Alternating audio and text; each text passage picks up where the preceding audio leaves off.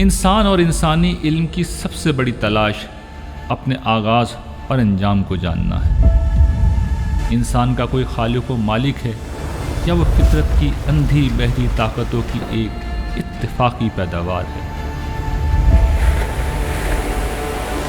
انسان کو اس کائنات میں خیر و شر اور حق و باطل کی تلاش میں بے یار و مددگار چھوڑ دیا گیا ہے یا اس کی رہنمائی کا کوئی بندوبست بھی کیا گیا ہے؟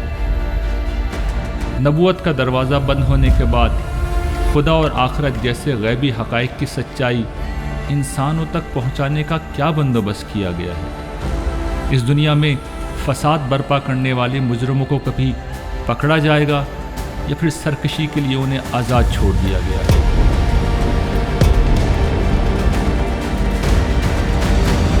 شیاطین دنیا میں اگر پائے جاتے ہیں تو ان کی حقیقت اور نوعیت کیا ہے؟ انکار خدا کے اس دور میں ان سوالات کے جواب ڈھونڈنا ہر دور سے زیادہ اہم ہو چکا ہے۔